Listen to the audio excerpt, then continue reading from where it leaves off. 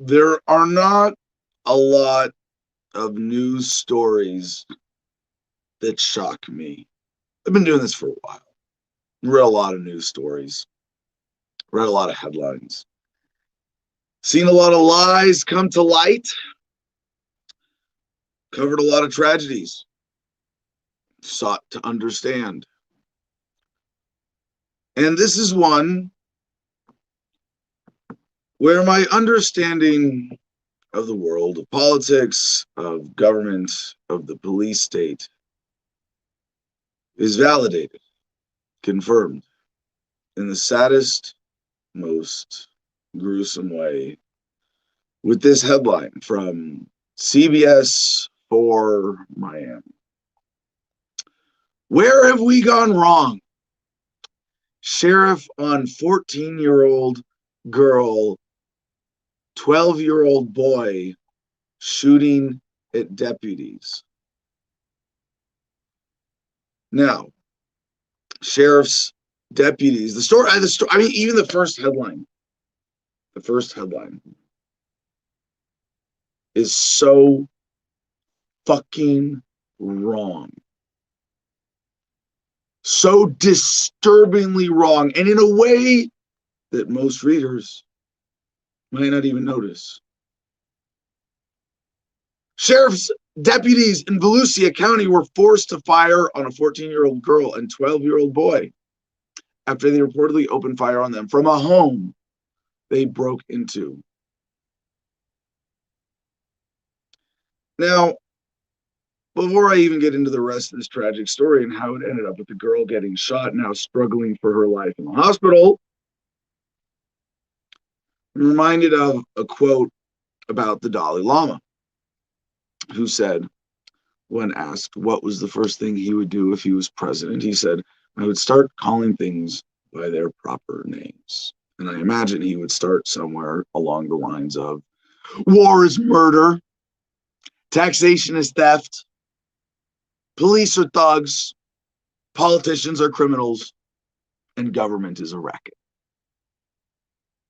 And I think about nonviolent communication. I'm a big fan of nonviolent communication. One of the things in nonviolent communication, one of the basic principles, and this is, yes, Marshall Rosenberg's concept of nonviolent communication, is in also using accurate language for the purposes of clear communication and empowerment.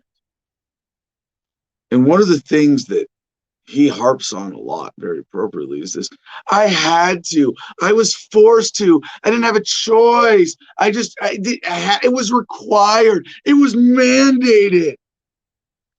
We were forced. What, God came down and grabbed your hand and pointed the gun at a 14-year-old girl and squeezed the trigger? Is that how it went down? You were forced? Sorry. You see why, when you understand the world this way, a simple sentence like this can trigger so much. Am I triggered? No, but America should be. In the language of I had to, Marshall Rosenberg refers to it as what the Nazis called it, Amtssprache, office talk, bureaucraties, as we might say in English. Oh, we didn't have a choice. We had to go along with the system. We had to go along with the authorities. We had to make you wear a mask in order to go into our business, to use the bathroom, to wash your hands, to do normal, healthy human things.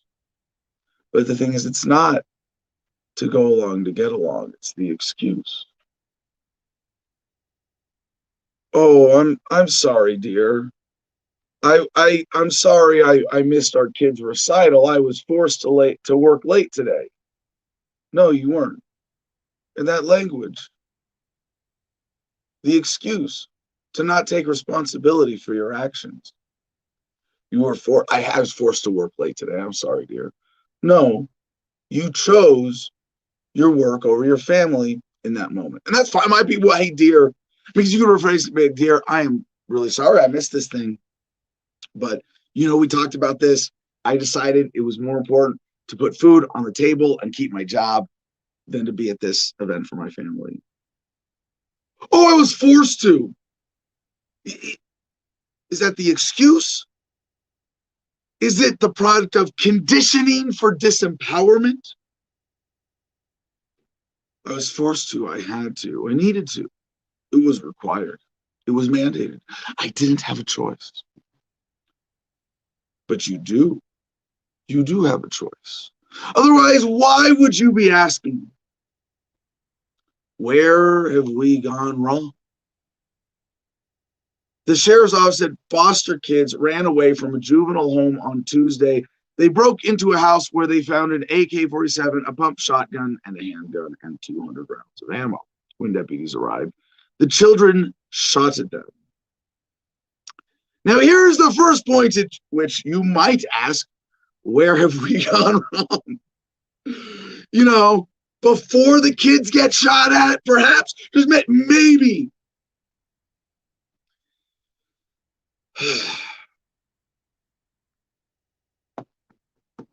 Volusia County Sheriff Mike Chitwood said they tried to negotiate with the children to stop for 2 hours. And then what?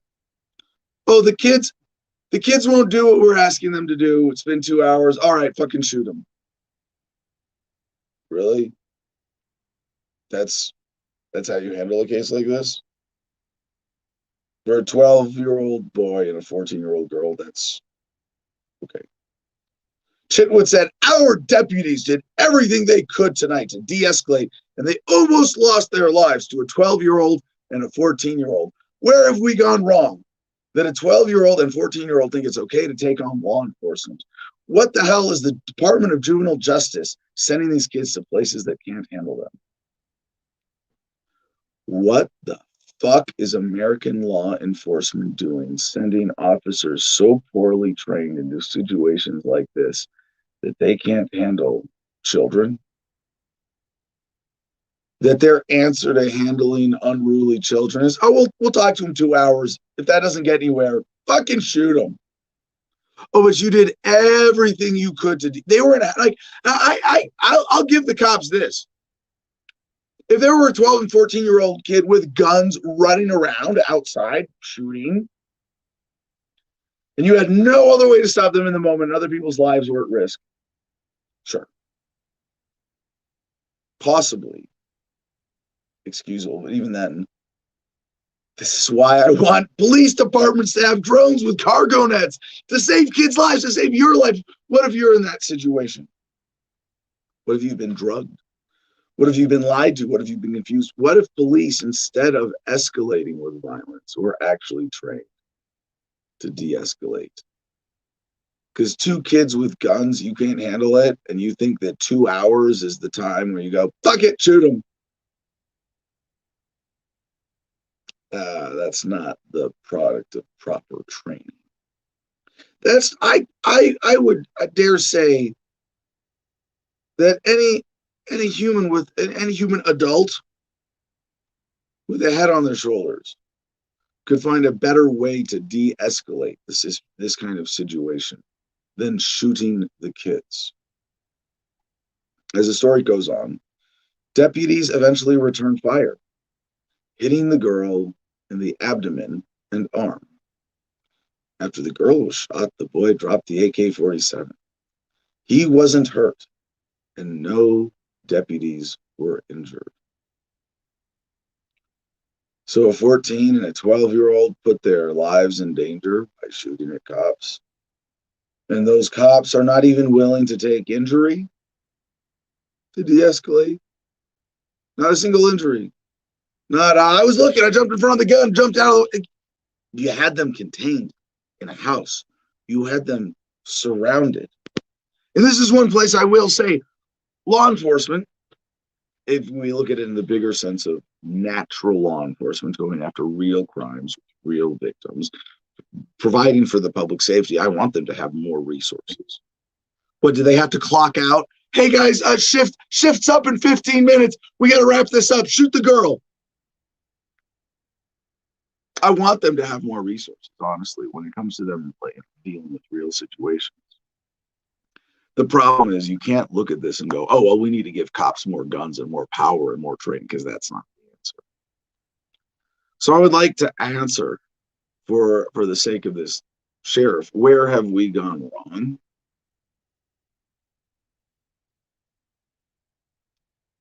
Where have we gone wrong that 12-year-old and 14-year-old think it's okay to take on law enforcement? What kind of sick, inhumane fuck are you, Mr. Chitwood, that you don't turn that question around and instead ask, where have we gone wrong that cops think it's okay to shoot at 12 and 14-year-old kids? You want to ask, what the hell is the Department of Juvenile Justice sending these kids to places that can't handle them?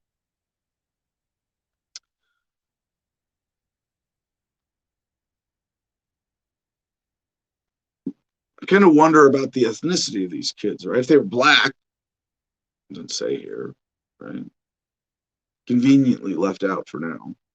But if they were, for example, I would say, well, a 12 and 14-year-old kid growing up black in America, why would they possibly think it's okay to shoot cops? In the year after George Floyd, after all. Where have we gone wrong? You know the part where 1,000 Americans die at the hands of cops every year? I want to start with that. Where have we gone wrong? Sending children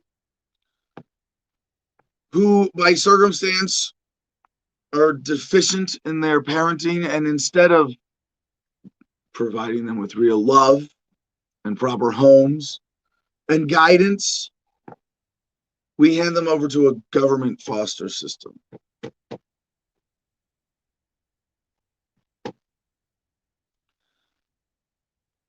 If you're a kid, you're going around, you broke out of wait, you broke out? What do they say this? Broke into a house, ran away from a juvenile home,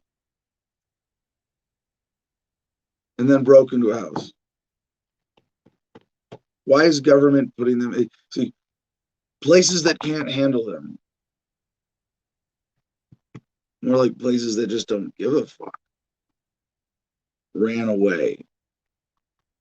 It's kind of like that Dimitri Martin bit about lost cat. Please find and return to owner. Answers to nibbles. And it's like, no, that cat didn't write that flyer. The cat wrote the flyer would say, free cat. Cat is free. Cat catches his own food. Leave cat alone. Do not talk to, oh, but they just ran away. When was the last time inmates just ran away from a prison?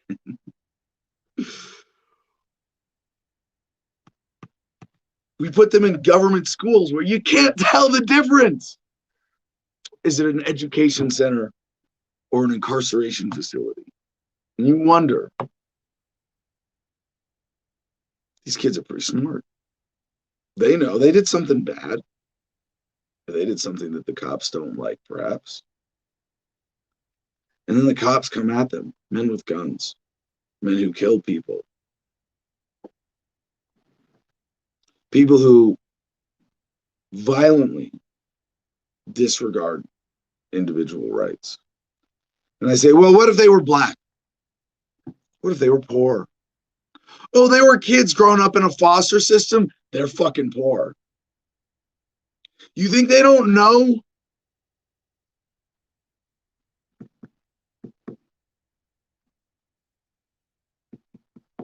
You think they don't know who the real enemy of the people is? And especially now in the middle of this pandemic, they have convinced us all that we are the enemy. We should be fearful of each other's droplets, deathly afraid. It's like that saying, war is when government tells you who the enemy is. Revolution is when we figure it out for ourselves. Where have we gone wrong? Thomas Jefferson said we should have a revolution with every generation. A revolution to clear out the corrupt and the evil elements of authority, of society, of government that have created such a stagnant, disgusting, overburdened, toxic system that a story like this isn't going to make the country ask, where have we gone wrong? I wish that were the case. If only that were the case. If only we could say that this girl, now fighting for her life at the hospital, didn't get shot and maybe die in vain. Maybe America will be so shocked that they might hear a call to conscience. And in light of this story, a relatively petty incident, but surely a sign of how far we have descended to the depths of statist evils, America will ask, like the sheriff's deputy, where have we gone wrong?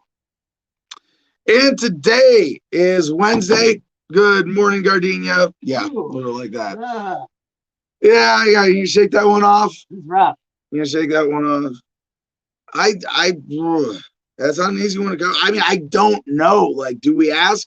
I gotta smoke some weed about it. But like, do we ask? Like, where do we go? Like, does America ask? Where have we gone wrong? Do we take this opportunity? I doubt it.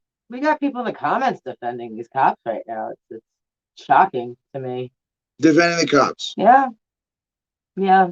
Well, what grounds? On what grounds can you defend the cops? They have to defend themselves. The cops have to defend themselves. But that's not what happened here. No, it's absolutely not what happened here.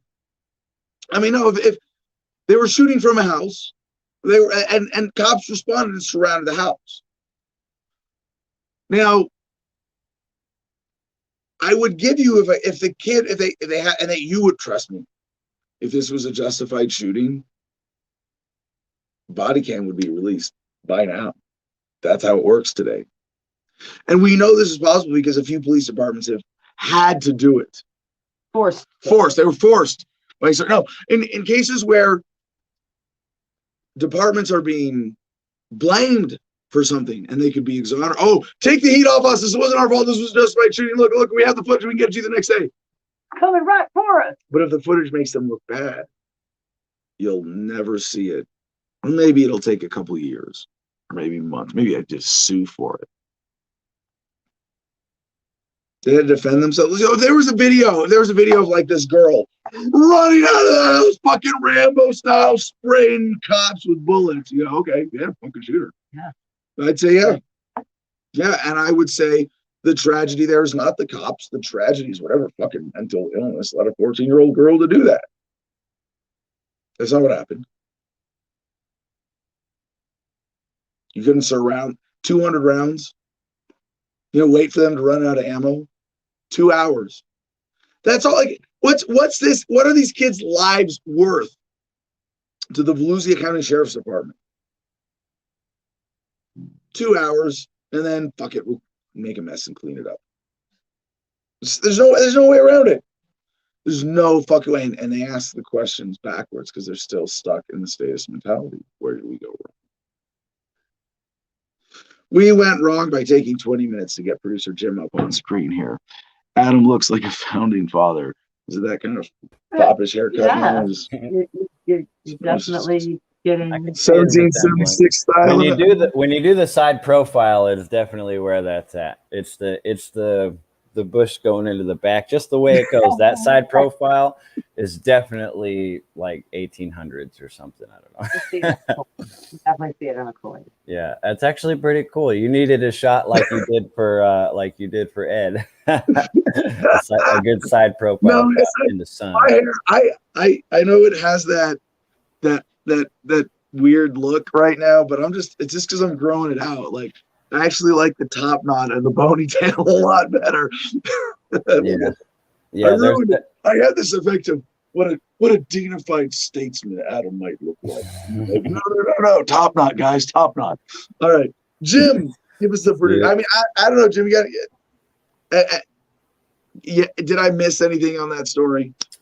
No, you know me. I'm with you. I'm in the ACAB camp, so it's hard for me. Yeah, like you said, there are some cases where if somebody's out in the public and they're just spraying away wildly, yes, there are circumstances where a cop can kill somebody and it's not going to make, me personally go, oh, that was fucked up. You know what I mean? But this seems like, I can't help myself. If you can't find a better way to handle a 12 and a 14-year-old, they're inside the house. Like you said, you have the place surrounded. You have your walls up. Wait them out of stun guns.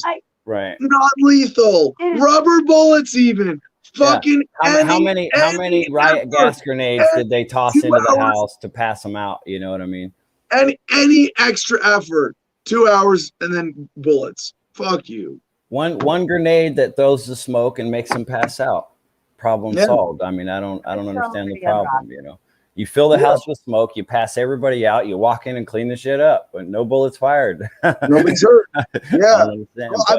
I really should. You think about like modern self-defense and de-escalation. I am 100% pro gun rights, obviously, and I have the credentials to back it up. I absolutely believe that at very least on your own land and a place in the commons of public or unclaimed land where you have a right to be, you also have a right to defend yourself however you see fit, as long as you are not violating anybody else's property rights, which includes free use of their property. That's an absolute moral principle. Every deviation from that has negative unintended consequences if you're genuinely doing it in the interest of public safety or whatever. But the development of non-lethal weaponry is going to make it so that guns are laughably obsolete. That we don't, and we should have this already. And I would dare say it's probably government regulation that is the reason we don't have tasers that are as good or more effective than guns. And if you think about it, in some fights, some guns versus some tasers. You've got to go pretty back in history to get to some old guns. But if I was wrestling, if a fight started with a wrestle or a punch, and it was you can have the most badass taser or you can have a musket strapped to your back, your waistband, which would you take? Fucking take the taser. Even as a practical defense weapon against a gun in limited situations. Talk about a knife versus would you rather have a knife or a taser in a fight? That's kind of a weird question, but I'm pretty sure I'd rather have the taser. And if it was a really good taser, but we're about to be, Star Trek set phasers to stun. The idea, like, you'd see someone walking around with a gun and you'd be like, you better have a lot of fucking insurance for that. And I carried guns both in combat and not. And there's, I don't want to say an anxiety, because if you should carry a firearm safely, reliably, and you're confident in your ability, there should be no anxiety. If there is, you shouldn't do it. But there's an extra burden of brain space, of energy, of attentiveness, of security awareness that you have to have with a firearm that you don't really need with anything non-lethal. And there's a huge value in that. Like, can we all just fucking chill out and know that in 99.9% of situations, I've got pepper spray, I've got a super taser, I got a little gas grenade if I want to just make everybody in the room pass out. Like, that's, I know, like, it's a little out there when we're so stuck in the paradigm of policing as it is today, but just applying the technology that we have today, if cops were held accountable for things like this, you would see market forces brought to bear and a balance that would properly express how we as human beings who are compassionate and loving genuinely value human life. And we wouldn't let a shooting like this happen. There's no need. Yeah. Yep. True story. Well, as far as producer notes go, join us, join the discussion, join for all the links. You can find that article that we just read and dig into it for yourself and click all the links in it and do all your own research. T.me/Adam versus the man. That's our public Telegram channel. Everyone's welcome. So join that and get yourself involved. If you want to join the private Telegram chat we have on Telegram, you can join that through Patreon, www.patreon.com/Adam versus man. $1, $5, $10, or $50 a month are the membership levels. $10 a month will get you access to that private producers club, which will get you 15% off and free shipping on any merch you purchase from us. And again, access to the private producers club, which is just awesome. Also, we have an affiliate program with cigarfederation.com. Great website that has a bunch of unique flavored cigars, including a CBD infused cigar called the JSK Nug. You can get as much as you want and use promo code ADAM10 for 10% off of your entire order there. So definitely check out cigarfederation.com and take advantage of that promo code. After that, visit the Instagram at the Garden of Freedom. Bunch of cool pictures and videos of life up there in Gardenia. You can see the animals just relaxing their life away, loving life. Pictures and videos of everything up there with life in Gardenia. So check that out at the Garden of Freedom on Instagram. Next, check out the Crypto 6 if you haven't already. Go to thecrypto6.com. Bunch of links there for you to check out so you can write to the guys that are still in cages from the Bitcoin church that was raided. A bunch of QR codes that you can scan and donate cryptocurrency to them for their legal funds, etc. So thecrypto6.com, definitely check that out. And lastly, our friends over at gogreenenergyonline.com. They got a great website with education on solar, micro, wind power, zero energy homes. If you're thinking about doing it yourself and getting yourself self-sustaining with your energy habits, gogreenenergyonline.com is the website you need to check out. So definitely give it a look. There you go. All right, let's get our co-host up on screen. That's Ant today. Ant Ralston, how you doing, brother? Hey, good morning, man. Yeah, I just got back from Colorado, man. It was nice to get away from the same old dirt farm that I have here at the ant farm. But well, hey, now that we're done talking about heavy shit, we can move on to light topics like COVID. So yeah, how you don't live in Colorado, right? right. I live in Texas. So what was it? You want to tell us about your visit there? You had some mask policy observations. Yeah, so we were concerned anyways. I took my family out there, and we were concerned kind of anyways because they're a little bit more liberal per se than Texas is, obviously. So we went and bought masks, and that we had masks just in case because I didn't want to make a big political scene with my family and my kids are on vacation. So I told them if we have to wear them, we'll wear them. If nobody says anything, we're not going to wear them. So we go. We started off our little visit. We're on all these little tourist like resort towns like Breckenridge, for example. I mean, these are wealthy people go to Breckenridge, and it's evident when it's $4 gasoline versus $3 gasoline everywhere else. They don't even care. So we're in all these rich people towns. Nobody's wearing a mask, and I mean, maybe 1%. Nobody cares. There is no COVID like concerns in these towns, and it's still pretty crowded because apparently springtime it's still pretty busy in places like Breckenridge. And so we're thinking it's going to be like this throughout the rest of Colorado. Well, we ended up going into Denver proper, and we were kind of going about, and I had to go use the restroom. I went to 4 different gas stations before I found one that even let me use the restroom because of COVID. Everyone's wearing masks there. Now, I mean, before you get any further, and I got to jump on that and go back for one other thing, but like, you know how COVID is the excuse for everybody to do what they wanted to do?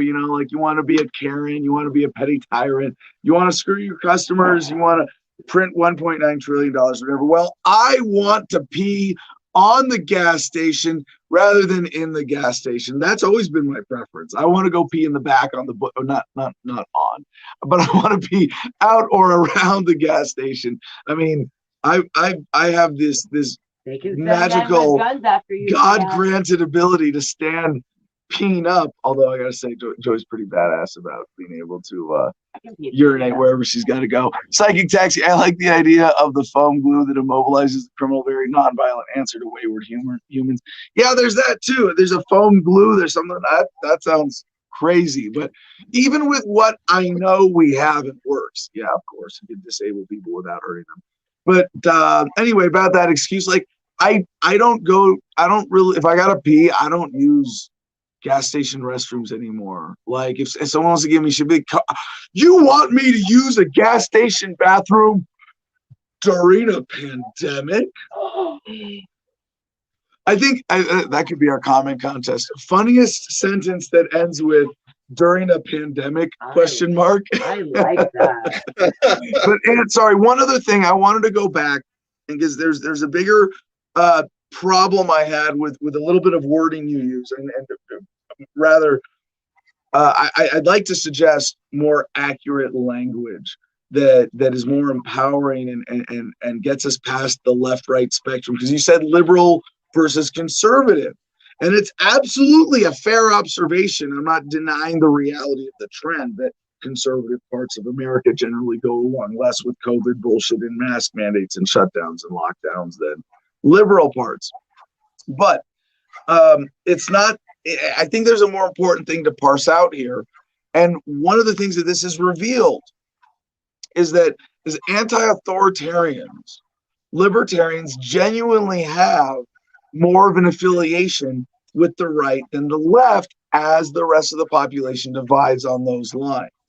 But there's a big part of the left that, the Green Party types, the anti-war movement, my people on the left, the ANCOMs and ANSOCs, the people who are really like, no, we got to rethink this whole thing. This whole system is fucked and corrupt. And we're not trying to create some new authority. We're just trying to create a better world, right? Those people are totally with us. Now, trying to put numbers on this, it might be like that's 30% of the left. 70% of the left is like, follow orders, lockstep.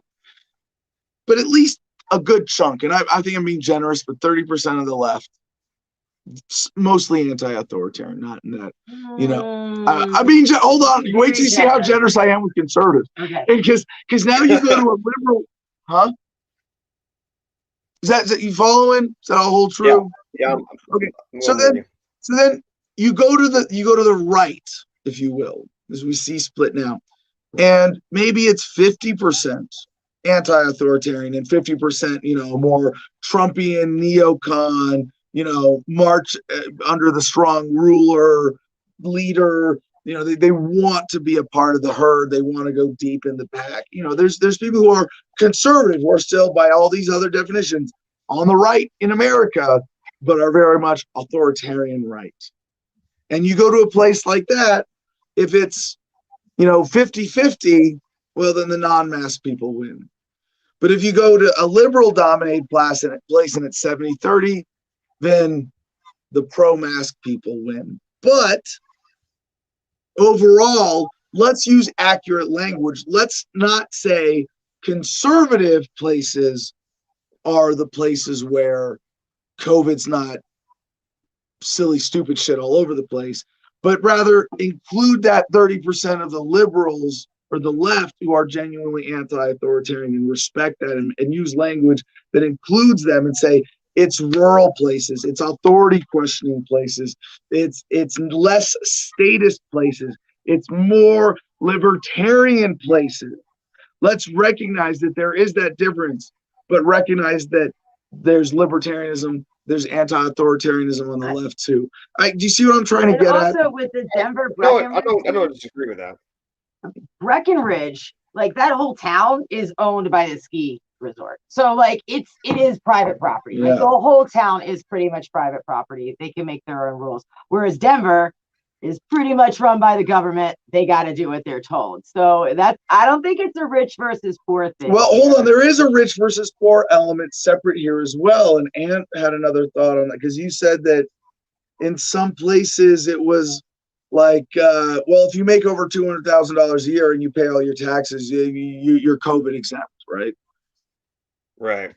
Yeah. I mean, you could see the the wealth. I mean, you see somebody pull up in a $300,000 car in Breckenridge, and they get out and they're like, fuck these mask mandates, even though they have signs. And then it was clear that the people with wealth did not feel like any of the rules applied to them. The way they're looking at it is like, I spend $100,000 a year here. I'm gonna do what the hell I want to do. And then the rest of the people are like, well, we don't know what we're supposed to do because there's signs, but these people aren't doing it. Should we follow suit? And it just seemed to me like, and we watch people get out of their cars, and not the $300,000 cars, look around, take their masks off, like, well, if they're not doing it, I'm not doing it. But you could see a clear divide from the wealth to the people that were me, that were just kind of in the middle. They didn't really know what was going on, but the wealthy people, it clearly did not apply. The rules did not apply to them. Their money is what saved them from COVID.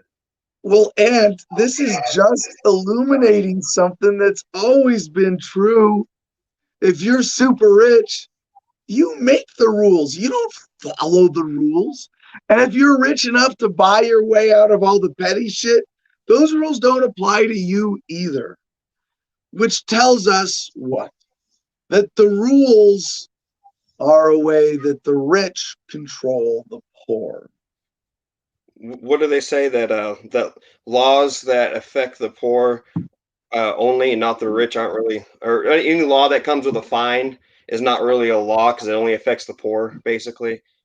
Laws don't affect the rich. Right. If they say like jaywalking is punishable by $100 fine, and you have $1 billion, well, you're allowed to jaywalk because $100, blah blah. Who cares?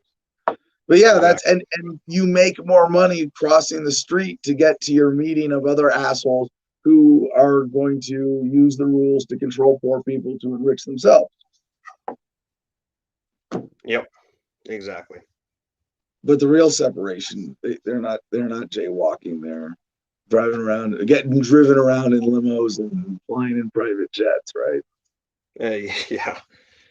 But otherwise, I mean, Denver was not bad. I mean, I've noticed in the last 10 years, Denver's gone way downhill. I'm guessing a lot of this is COVID. I'm seeing a lot more homeless than normal, and not just in the park. Usually in the park by the Capitol, there's a lot of homeless. Now they're just all over the place. There's people literally knotted out on the sidewalk, just like, from apparent drug use, like laying on the side of the road, and like we're having to drive around people laying in the road. Just, it's just, it's gotten really, really bad. We've seen multiple fights just in the parking lots. Like everywhere we went, there was a fight. There's, I mean, it was like, what in the world's going on with Denver? And then I attribute a lot of it to the policies that possibly their mayor, because it was just Denver. In Golden, where I actually had my camper, it wasn't like that. Everything was, I mean, pretty laid back, pretty normal. But you get into Denver proper, and I'm going to blame the mayor. It just is out of control right now, the homelessness and the drug use rate. And I mean, I'm not talking about smoking pot. That's obviously been legal for quite a while, but it's obvious hard drug use has become a big issue. And when you say that, I'm suspect that they might use this as an argument against cannabis. Is there anybody trying to credibly connect? Well, you legalize pot, next thing you know, you got homeless people in the streets. I mean, Denver's always had homeless people, and usually the homeless people that I've always met, they're really nice people. I mean, they're just homeless. The people that I've seen in this last trip, especially with my family, I wouldn't trust necessarily them around my family. They were not really the savory types, and I don't think they can blame it on pot. How tall are you? Me, I am about 5'8". 5'8". Average height American dude, pretty burly. We take people like us just kind of take it for granted that women and children and people who aren't just physically confident as burly men, as a low standard of burly men, that we don't have to think about being victimized by strangers nearly as much as everybody else. And what you said, is because I don't have kids. I've never had to protect my own kids that way. I've been entrusted with children a few times in my life, but never for extended periods. But you as a father going through that mentality, it's really revealing, and I hope that engenders some empathy for people who don't have that, because it's like the mask policies cutting off being in public for people who have medical conditions. When you have a homeless problem, when you have a rough society, it's like just a certain part of the population's cut off from that. Kevin Lewis weighing in, pod should have never been illegal. So, and do you have a different idea for the comment contest, or should we go with that? I like the anything that ends with during a pandemic ? Funniest comment. What was that one? Did you have one up there about Carrie Espinoza on YouTube? The people that are homeless here in Denver are the same ones as far as I see, unless they're from out of state. Oh, maybe it's just the ongoing problem that you are able to see with fresh eyes visiting Colorado and seeing. Right. I think when you live there, you probably become numb to what you're seeing. For somebody that visits once every year or every other year, this has definitely been an ongoing problem. And I was just there 2 years ago, 3 years ago, and it was still nothing like it is right now. Like it's like post-COVID, it's a whole different Denver to me from what I've seen. And I frequent Denver a lot. It was one of my favorite towns to visit. Now I'm leaning more towards some of the suburbs like Boulder or Golden, or just where I could go into Denver and visit, but I'm not in Denver. People aren't supposed to live like that. I'm not a fan of Denver. And I just want to say one more thing about this homelessness issue. Because there are a lot of people who try to parse it out different ways. And there are a lot of libertarians who very articulately will deconstruct the root causes and connect them all to government policy. The fact that we have more empty homes, not than families, but than homeless people in America, is something that should shock the conscience. But I will tell you, if you look at the situation in the United States, which is homelessness and how we take care of children, homeless children especially, and you go, oh yeah, let's just keep doing what we're doing, this government thing, let's keep trusting those people to handle the problem, you probably don't have much of a conscience. I mean, and you were in DC. DC was last time I was in DC. It was probably the worst case of homelessness I've ever seen, and I haven't been to DC post COVID. When you go to DC and you see $1 billion building in front of you made of marble, and then a homeless guy sleeping on the front lawn of the White House, it kind of puts the gap in wage. It's just crazy to me. The homeless guy, $1 billion building, front lawn of the White House, homeless guy sleeping on a steam vent. It is a shocking misallocation of resources, when properly understood, leads to untold, incalculable human suffering, because money, food, water, clothing, shelter, housing resources, et cetera, medical care that should be more equitably distributed, that should be going to meet real human needs as expressed by market forces most effectively and efficiently, is instead diverted to meet the needs of government. And not even just the needs of government, because one of the needs of government you're talking about here is to look really impressive and authoritative and have big white marble buildings with tall Roman columns and all sorts of pretty engravings and grandiose statements engraved into them. Because if government doesn't have that, the rest of you might actually realize that this is not a good use of resources. Yep, I definitely agree. Well, hey, so Mike weighs in here. Washington, D.C. has been a shithole for the last 12 years. I've worked there, and it's been the richest city for the last 12 years. And yet, homeless are everywhere. I say, and yet. There's a headline. We need to get to our COVID block and get this out. We have a great guest, Jacob VandenPlas, Army vet, also with Homefront Battle Buddies here, board member. But it's like one of the headlines today is, despite vaccines, nursing homes are having a problem with COVID. And it's like, what do you mean, despite? And anyway, let's get into it. And keep the comments coming. Any last thoughts before we jump into our COVID block? No, we'll go with your comment contest. Best sentence ending with "during a pandemic." I like that one. It's a little bit different what I All had right. going, but All right, you can win membership in the Producers Club. And with that, let's take our COVID vitamins and dispense with some more misleading medical information.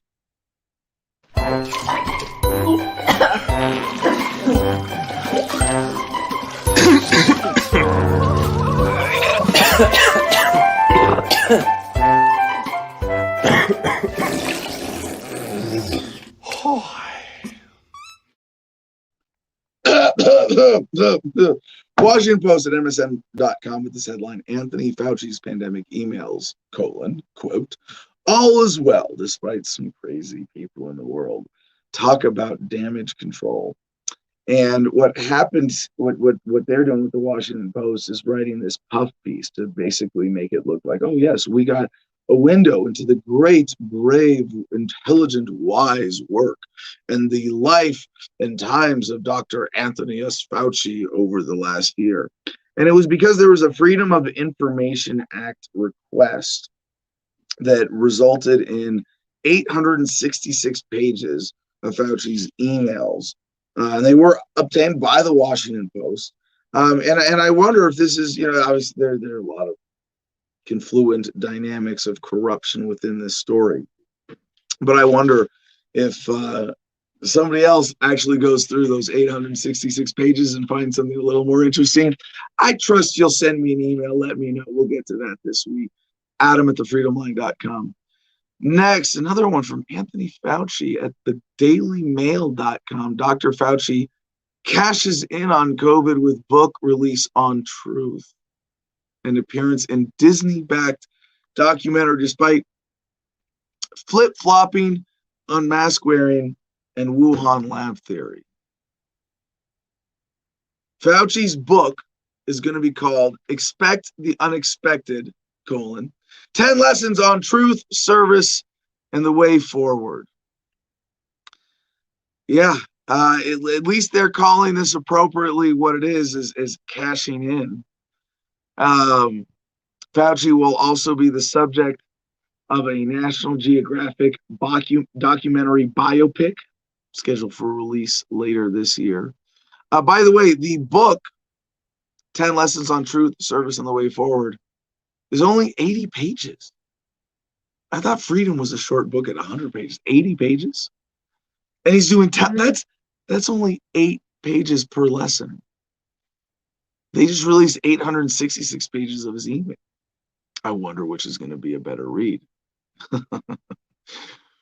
Controlling interest, National Geographic is held by Walt Disney. That's why they're calling this a Disney-backed.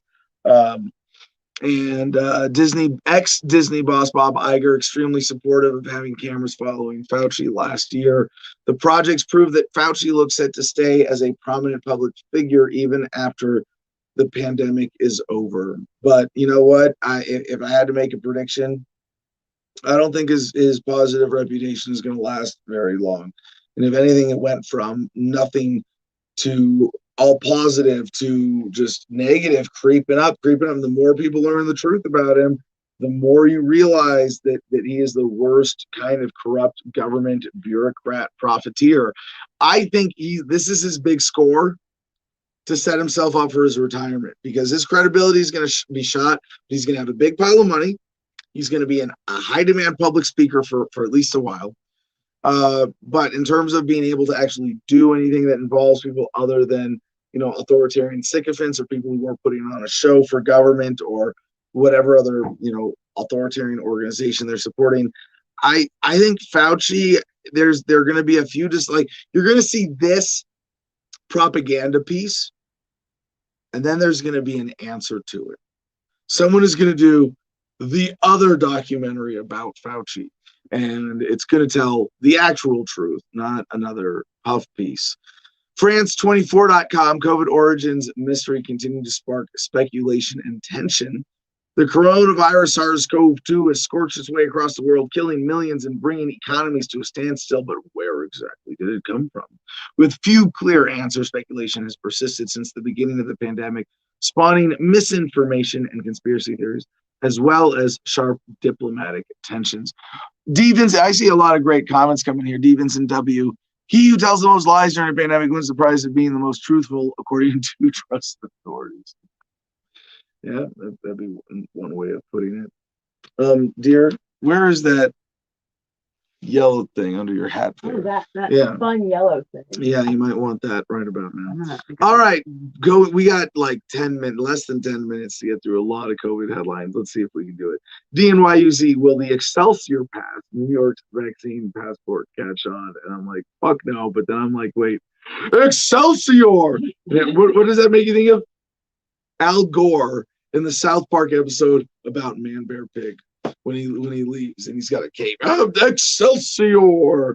Right? On the Upper East Side of Manhattan, a well-heeled crowd flashed it to get into a socially distant dance performance at Park Avenue Armory in Chelsea. People showed it to attend a John Mulaney stand-up set at City Winery. And I've always been a little apprehensive about listening to John Mulaney. I mean, he's funny, but he does represent a seemingly complicit perspective,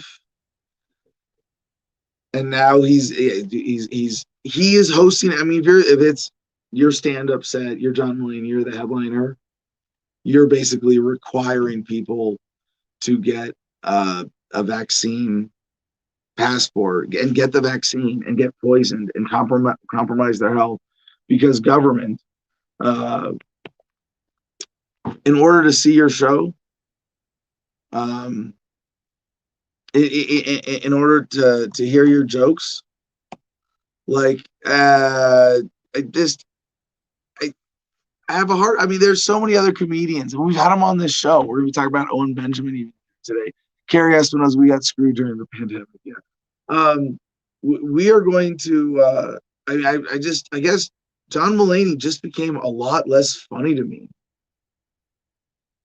unintentionally.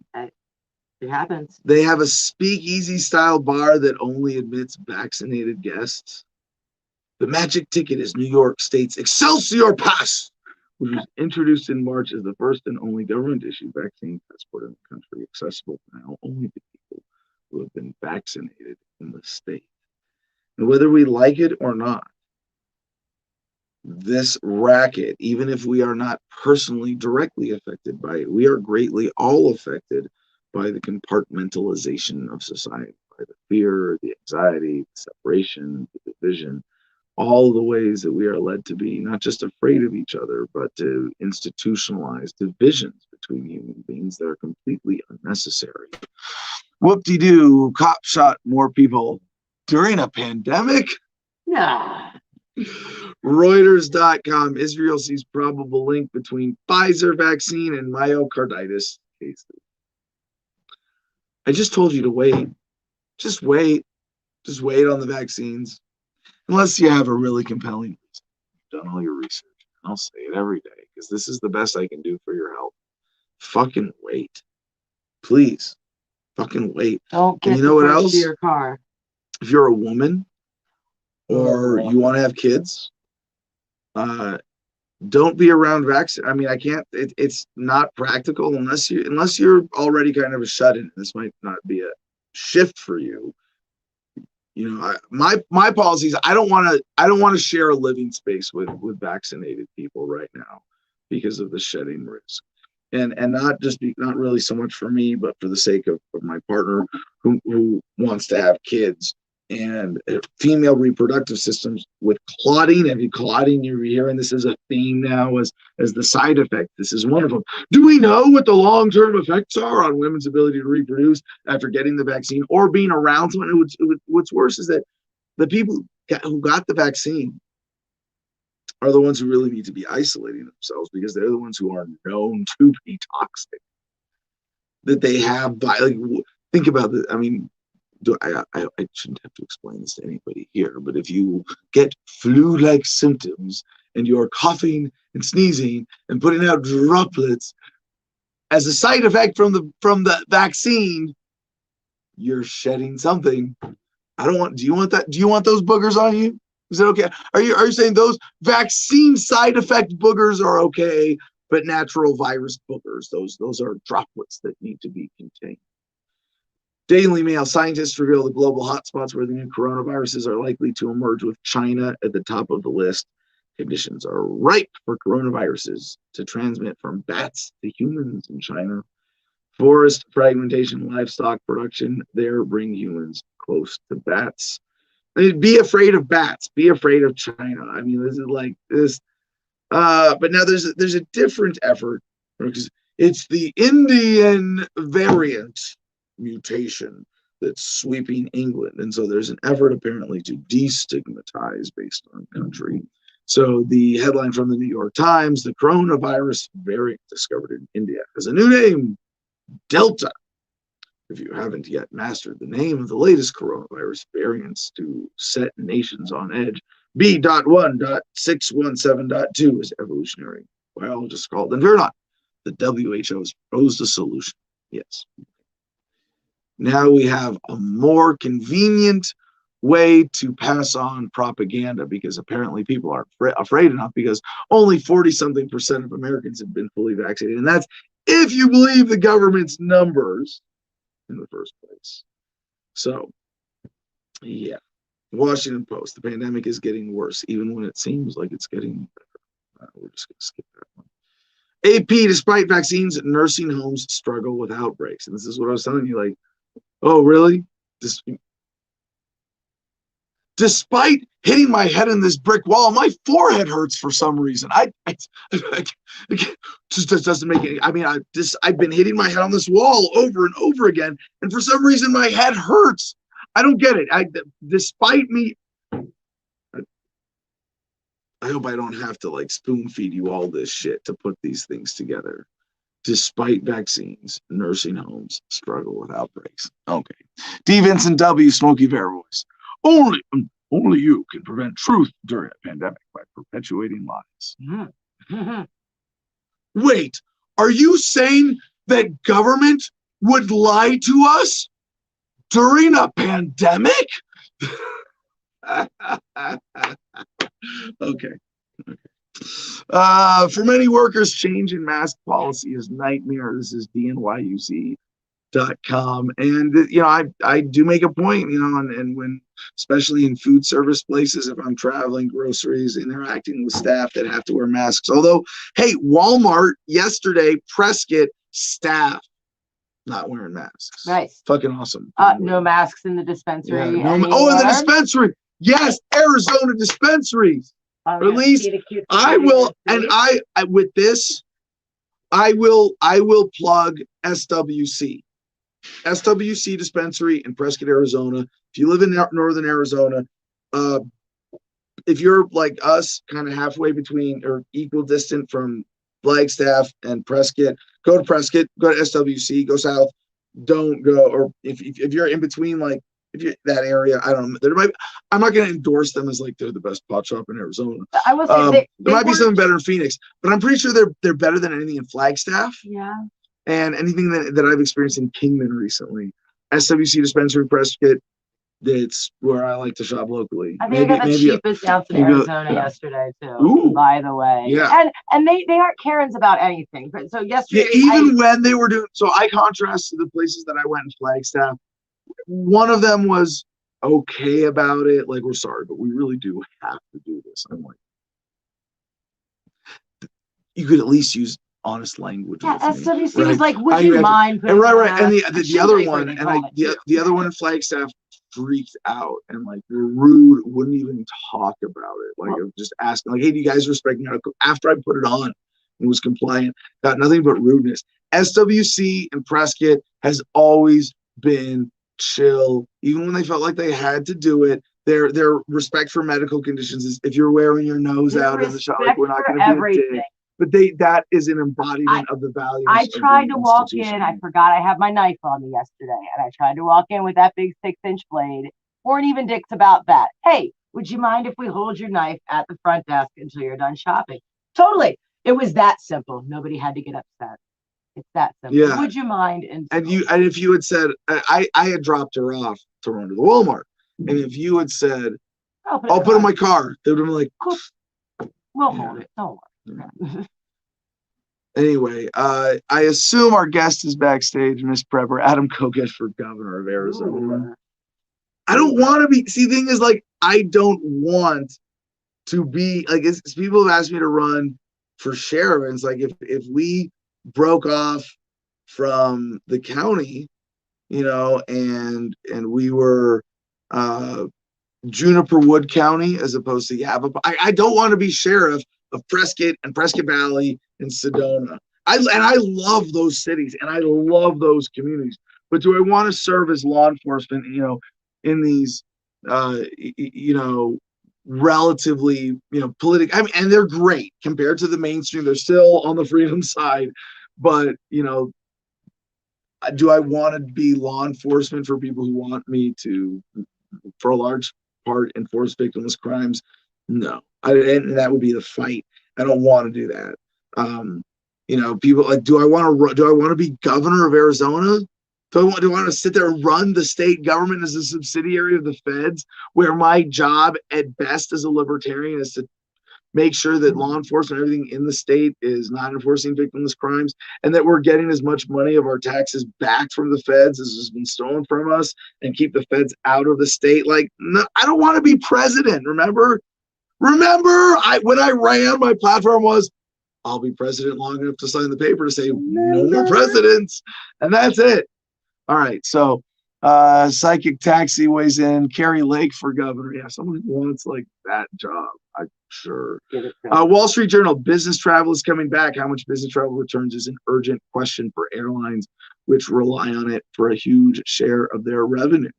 There have been some very interesting stories in terms of COVID incentives. In West Virginia, they're giving away trucks, guns, and money, according to CNN.com. Jim is backstage getting the guests plugged in while I wrap up these headlines. Naturalnews.com has a Pfizer confidential memo that was published in Japanese, translated to English. And I mean, we've got the it's like, yeah, one more thing to back us up. But this is a big one. So thank you to Mike Adams and naturalnews.com for what they're doing. Again, skimming a lot of COVID. We got a huge, awesome grab bag today. We got a great guest. We're going to be skimming a lot of headlines today. But yeah, there's that article, or there's that document. I'm going to be getting into that. I'm saving that one more for myself. I'm going to get into that later. TheGuardian.com, end of England COVID lockdown on 21 June, increasingly in doubt. In India, France24.com with this headline: Indian doctors protest yoga beats COVID guru. You know, this is like, they should buy our substandard services, not his superior services that say you should work out and exercise and be healthy. You should be unhealthy so we as doctors have more business.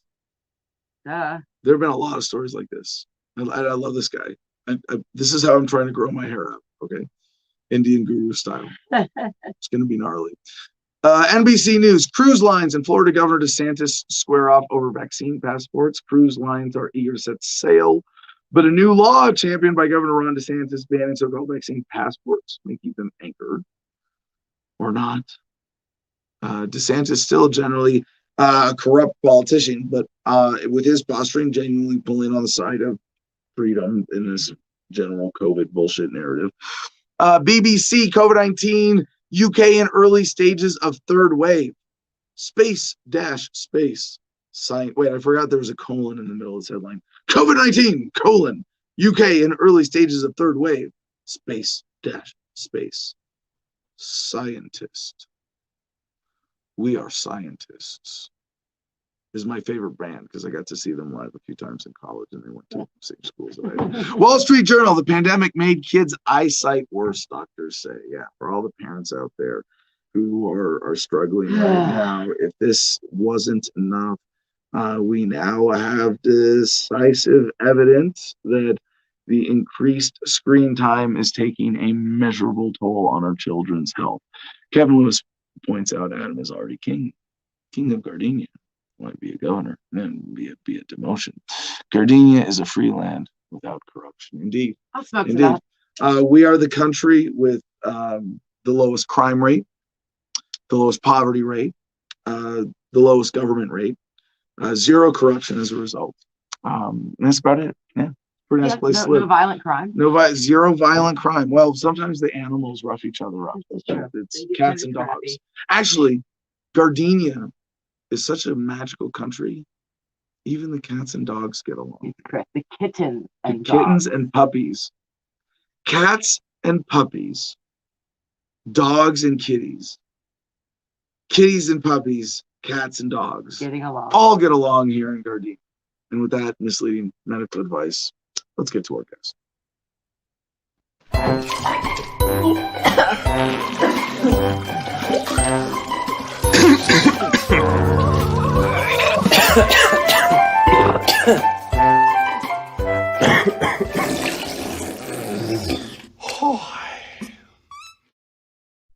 Ladies and gentlemen, our guest today is none other than Jacob VandenPlas, who I had the honor of meeting and hearing speak at the Wisconsin Libertarian Party State Convention just a couple months ago, and got to see him elected to vice chair. My condolences for your victory again, sir, but also for your recent promotion as interim chair of the Wisconsin LP. Relatively new activist jumping in with both feet. I wouldn't say that the Wisconsin LP made a mistake in having someone so young in his activism years at the helm, but Jacob has certainly been a rising star in party activism and put in the time to have built the credentials to be a capable state party chair, which is no insignificant feat. He is also running for Congress, representing the Libertarian Party in the 8th Congressional District of Wisconsin. He also happens to be, as you can tell from the stupid look on his face, a 13-year National Guard veteran. Yeah, I got you there. With 2 tours in Iraq, running convoy security, shipyard electrician and pipe fitter, organic produce farmer, which is really just a beautiful lifestyle. I mean, brother from another mother, if you don't see the parallels in life path here, you know, I'm ahead on some things, he's ahead on some things, but a lot of similar directions here. And now with what he does with his farm homestead in Wisconsin and working with veterans is beautiful. Similarly motivated by what we are now doing together here at my place in Gardenia, making this a home for Homefront Battle Buddies. So Jacob, welcome to the show. Thank you so much for coming on today. Well, thank you for having me, and can definitely attest to your cats and dogs getting along. They can even like to snuggle right into your sleeping bag with you in the middle of the night. Yes, the scorpion cats of Gardenia not only catch and eat scorpions alive, they are rugged outdoor cats that love people. So yes, Jake had the honor of sharing a sleeping bag with our black cat Shadow. He's really he's like a dog's brain and a human's personality. But enough about that. More important things. Go to my Instagram at the Garden of Freedom. Blah blah blah. Okay, so Jake, I don't know. There are a few big topics that I want to cover in your activism, but I would like you to start with retelling the personal story of discovering cannabis and being on the verge of suicide that you shared in your speech at the Wisconsin convention, and whatever appropriate background you need to make that story make sense. Yeah, it was. I struggled coming home just about the same as a lot of people did. And probably for the better part of a decade, I was in and out of the VA, getting counseling, and a lot in and out of the VA. I tried to get help as soon as I could with the VA. As soon as I got home, I didn't lag with that. And it simply wasn't working. They had me on multiple different antidepressants. They had me on prescriptions to counter side effects of other prescriptions. They had me on ADHD medication. It was just a nightmare. I think at one time it was up to almost 6 different medications. And I was drinking super heavily, several failed relationships. And I'm sure I'm not the only guy who's gone down this road. But I was dating a girl up in Menominee, Michigan. And she came home from work one day, and I was sitting there with my 12-pack like normal. And 3 sheets to the wind and playing with my pistol, contemplating suicide yet again. And she offered me a joint. And I actually protested at first, saying, because I was still in the National Guard, I can't do this. She goes, look at you right now. She goes, if you do what you're thinking about doing, the National Guard isn't going to matter anyways. So I smoked it. And after I smoked it, I raided the refrigerator and had a wonderful time. But I went to sleep that night, and I had slept like I hadn't slept before. So then the next night after that, I smoked a little bit before crawling into bed, and I slept again. And I kept going down that path because it worked. I was able to get sleep.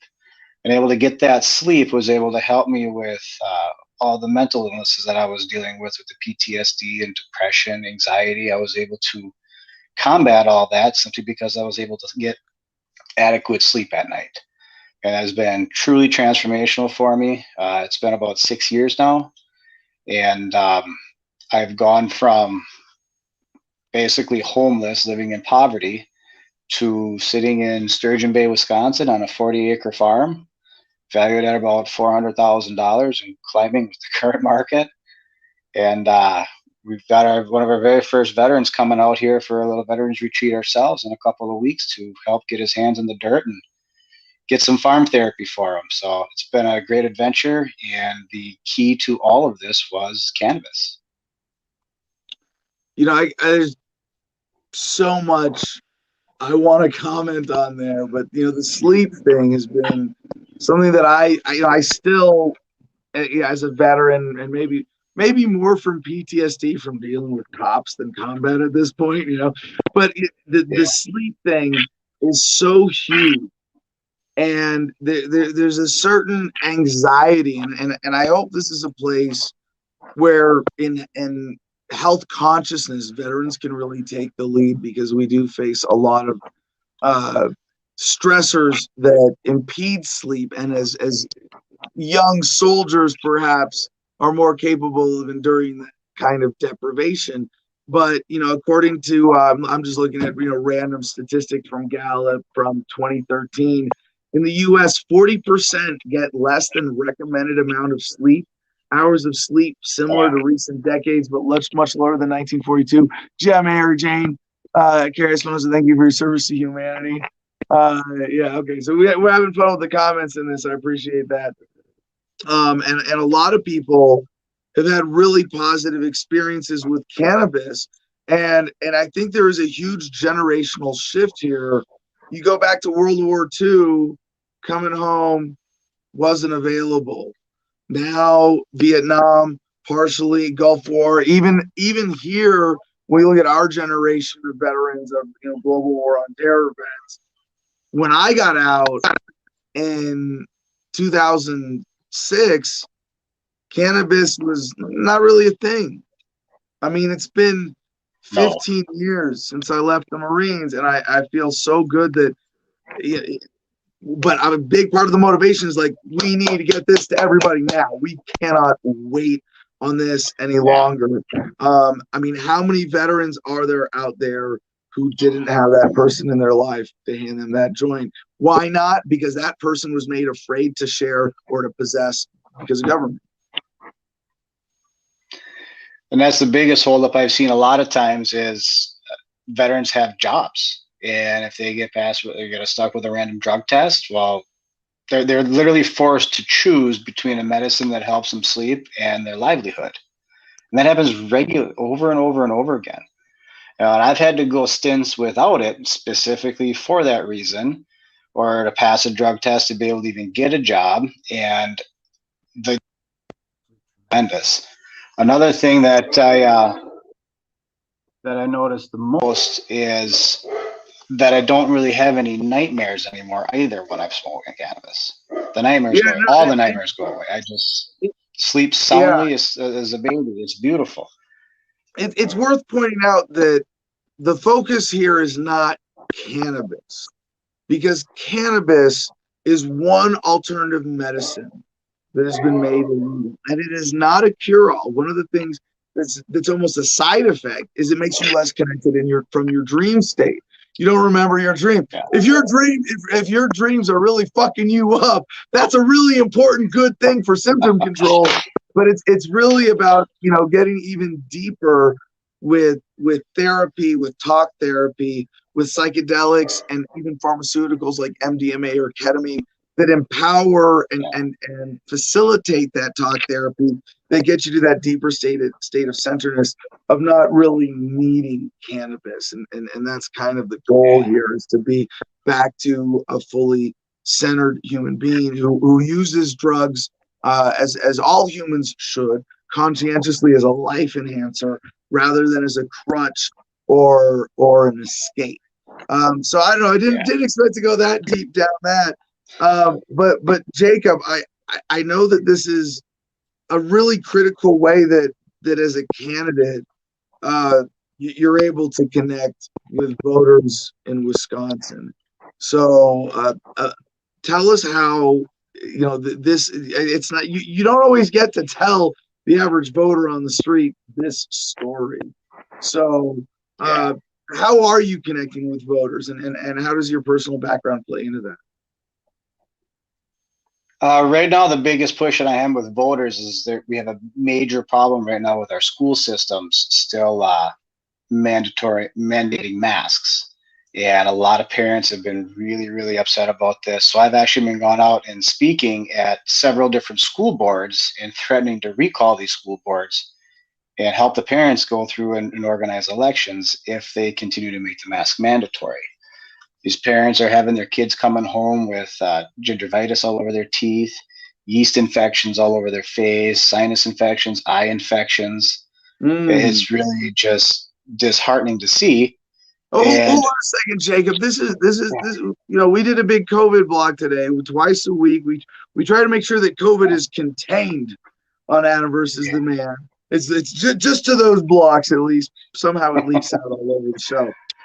I understand. But and we've talked about the psychological side effects with kids, the actual physical side effects of wearing a mask, and that comes with a lot of psychological scarring for kids too. But do we have, is this something you're sharing, like, anecdotally, as a problem with parents with masked kids in Wisconsin? Do we have statistics yet to back this up? How can you substantiate that? Because I don't think we've covered that really at all. As far as statistics and that, I don't have any statistics. This is all the information I have is specifically talking with parents directly about what's happening with their specific children. So this is all coming directly from parents. And I've now spoken at 4 different school boards, and all except for one have gone mask optional. And we have the next meeting in Howard Swamico is on the 7th. We're hoping that they go mask optional as well. And we're also organizing several different recall elections on behalf of these parents as well. But as far as actual statistics, I don't have that. But this is all information that I have on COVID is talking directly with parents about the issues that they're having with their kids. A lot of the mental health that is happening with their kids, the depression that's happening with their children. So it's breaking my heart that we don't have any politicians whatsoever at the local level, state level, or congressional level that's even making an attempt to hear the concerns of these parents. So we're simply going out and meeting people where they're at and trying to help them with the concerns that are facing them the most, as far as being able to spread the reach of the campaign. We also do a lot of farmers markets to help reach different customers and stuff like that to spread the word of the campaign. So every farmers market I go to when we're growing produce and stuff here, we do about 3 farmers markets a week, sometimes 4. And Door County, Wisconsin here is it's a big tourist city. So it's the Cape Cod of the Midwest. We've got the shipyards, we've got sailboats, we've got mom and pop shops all over Sturgeon Bay and all the little towns way up north.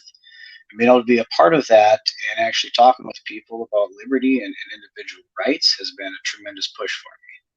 So it's a great adventure to be on, and we're going to continue moving forward. We've got some campaign events set up and over the summer months here, specifically in regards to education and what we'd like to do with that in Congress. We're partnering up with a gubernatorial candidate and a couple of assemblymen, all kind of together speaking at these events, and it's some good stuff. So about the lifestyle that you've embraced as a result of all of this experience, I don't even know what term you're an ag guy, you're a homesteader, you're a grow your own food guy. But what term? I mean, to me, for me, it's all homesteading of designing a life Yeah. from the ground up to match your will, free of expectations of others. How would what labels? How would you describe that for yourself? And what guided you to the form that it takes now? Self-made is probably the term that comes to mind. There's something to be said about the harder you work, the more you make, and the more that you produce, the more people that you can reach. When you're working for somebody else, you're working to make somebody else rich. You're not working to get your own pockets filled up. You'll always be limited. You'll always be capped. Here on the farm, I've got 40 acres, one great big square, not a lot of trees, big open field, but we've got 2 greenhouses, 32 by 96. We've got roughly another acre and a half opened up to farm produce. We've got 10 pigs going right now, all currently sold. 3 goats, probably 120 chickens or so, give or take. An additional 25 meat chickens on top of that. A couple of ducks, a couple of turkeys. We got barn cats running all over the place, but just to be able to simply be out here and amongst the animals. I mean, for some reason, I can't keep my goats inside the fence. Those little bastards escape all the time. But then we let the dogs out, and the dogs are playing with the goats, and they're playing with the cats, and everything's all unison and in harmony, and it's a beautiful thing to be a part of. And it all exists because of my own blood, sweat, and tears. Nothing's been handed to me, and it's really something to be a part of. And it's hard to explain that the details and the therapy that comes with. And some may be shocked to hear the word therapy thrown into it, but when you're able to be outside with your hands in the dirt, actively growing stuff, whether it's animals or whether it's produce, it is very, very rewarding. And I'm Yeah, so, outside from the sun up until sundown every day, and it's beautiful. no, about that word therapy, it's funny how it's coming into like a greater acceptance as a general term. And Yeah. the only thing I don't like about it is that it suggests healing as opposed to enhancement. Like I get my daily fur baby therapy. I go hang out with my dogs and my cats and my puppies and my kittens, you know. And I that's my, is it my fur baby therapy, or is it just no, like as a healthy human being, my life is enhanced by interacting with animals and stepping out of the human consciousness and being empathetic and sympathetic to something of a different species, and being able to have a soul to soul connection that is not based on like a human conversation or intellectual connection.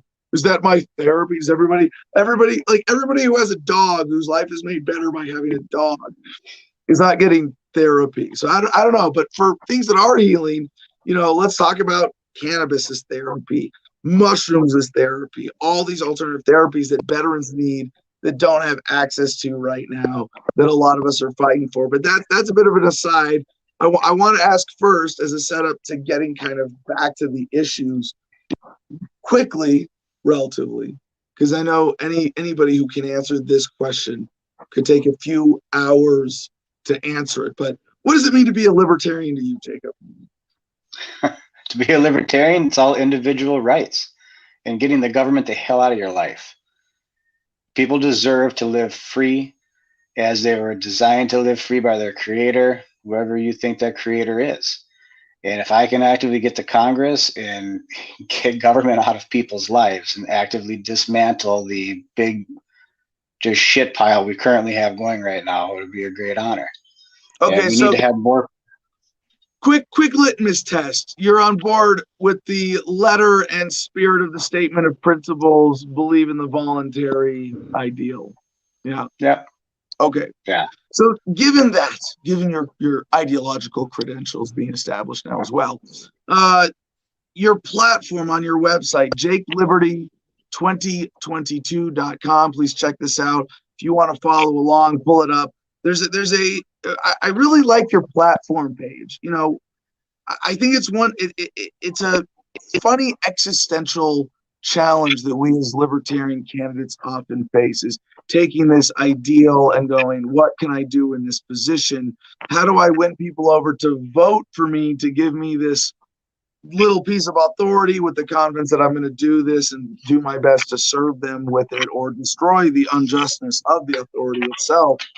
And how do we communicate that in practical policy when as ideologues we're so concerned with give me your ideological agreement and tell me you're an ethical person first, and then we can talk. It's like, no. Look, we got to work together before we can get to that point.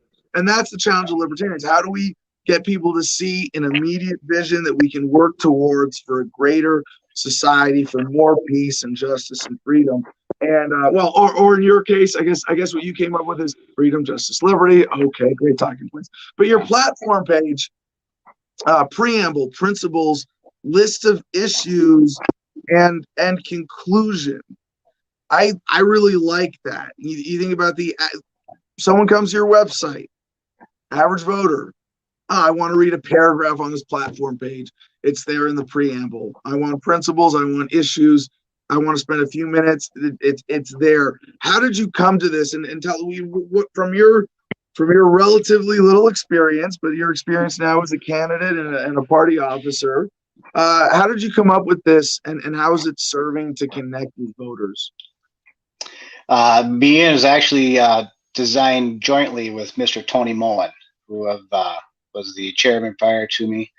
He's taking a little hiatus from his activism and stuff right now to iron out some family issues, which great dude. We great should activist. Be doing that. Looking forward to having him back. Yeah, he's a great man, and he's helped me out tremendously with this. I am relatively new to the whole thing, and every time he started talking, I just soaked it up like a sponge. We tweaked a little bit, and we put it up on our website, and we're starting to take it going to run. The biggest issue I've got right now is getting people to actually get to the website. I'm only one guy doing what I can with what I got, setting up these speaking events. But when we only have 10 people or so show up at these speaking events, it's hard to really start getting it pushed across. We are branching out. Yeah, there she goes. But we've got a golf outing coming this Saturday. We're going to be taking a pile of cards there and handing them out.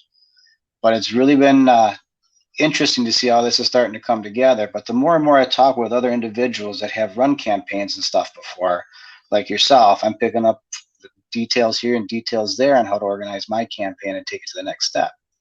So the next big push we're going to have is we're going to compile some lists together of past donors to the Republican and Democratic Party, and we're going to start cold calling them. And when they say no or ask for more information, we're going to pass them to the website and get the website push into their feed there, and hopefully they start sparking some questions and sparking some light. And if we can just get them to answer one question, that door's opened up, and we're just going to guide them right in and show people how liberty is the way of the future. I love everything that you represent coming together around this congressional race. Jake, I really appreciate your time this morning. Anything else you want to share? I mean, the platform is yours. You got the website up there. Obviously, if you support the Libertarian Party, I believe that an investment in Jacob right now in this campaign is a really good investment, not just because I haven't looked at the details of his race. I won't lie and say, oh, the demographics, he's going to get at least 10% or he's got to shut it. No, but investing in this message and this activism and this campaign, I think, is one that the LP needs to put a little more effort behind. So check it out, JakeLiberty2022.com. Throw him a few bucks if you can. If you can volunteer, give him a few hours online. I'm pretty sure you're going to learn something from this guy too, as I have. So Jake, anything you want to say in closing, brother? Thank you much. I definitely appreciate the time in the spotlight. I love you, man. And we're going to talk soon. Awesome. Thank you so much, brother. All right, let's check back in with our co-host Ant and our comments. I know I missed a few. I think Mary Jane has been here also trying to get some comments up on screen. Were there any critical ones I had to read that I missed there? Ant, anything you wanted me to get into the record? No, not really any critical ones. I mean, there was a couple that were posted that, I mean, they were cute, but they weren't like like stand out. I think right now in the lead we probably have D.W. Vincent with "Only You Can Prevent Truth" during a pandemic. Yeah, I think I got him beat though. You got to beat my line. My line was, "Are you saying that government would lie to us during a pandemic?" Yeah. Yeah, but we can't give you access to the producers club. You're you. I think Daryl's already in there too. So as of right now, we're an hour and a half into the show. We got 30 minutes to go. Our leader in the Producers Club contest comment, win a membership in the Producers Club comment contest for today is already a member. And if not, Daryl's done enough for the show. Daryl's in there, isn't he? Anyway, someone's got to come up with a funnier line though than government. Yeah, there's definitely going to be some funnier ones, guys. Let's keep those coming in. Our last guest was great, by the way.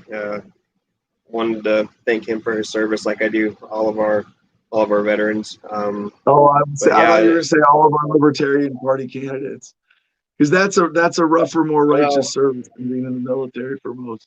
I agree with you, and I think it was you who said that. It was a few years ago in one of your shows and interviews that basically you feel like anybody that joins the military does brainwashed. You go in there, you're going to fight for this cause, and you get there and you realize you're fighting for somebody else's cause. So, well, there's a simpler thing to say that appreciates the experience without the misled intent, which is just welcome home. And I say it, you went off to training and came back and was welcome home. You did it because for righteous reasons. Whatever, doesn't matter what you think about it. Welcome home. Thank you for your service is playing their linguistic game. That's what they want you to say. They want you to use language that reinforces the false idea that being in the military is serving anybody other than bankers, politicians, and war profiteers. And that's why I have such a strong objection to those words. Thank you for your service. Also, all the ways that it's not lived up to by government when they say it. But welcome home is just an absolutely more appropriate, positive thing. But for every Libertarian Party officer and candidate, thank you for your service is very appropriate. And with that, Ant, keep the comments coming. We're going to get to the rest of our grab bag today. I want to point one other thing out from something else before we go. Nope. All right. Thank you, Ant. We'll check back in with you in a few minutes. One other thing I want to share for about that sleep thing, because there's a big sidebar for me. I wanted to pull Jacob into, but that little part of his story, I slept like never before, right? And he kind of glossed over that almost, because what he would have been saying before was not just, I had nightmares. Nightmares, that's normal. A nightmare if you have a healthy dream remembrance, having a weird one every now and then, having some anxiety manifest as a nightmare every now and then, that's normal and healthy. But getting insufficient sleep, waking up tired, not being able to go to sleep, having all of the physiological, just physical health consequences because of that, it's a whole other ballgame. And I have slowly gotten back to a point where, from my deployment back in 2004, 17 fucking years ago at this point, and I'm still not perfect, but I am at least confident and comfortable with where I'm at with my sleep habits and sleep hygiene.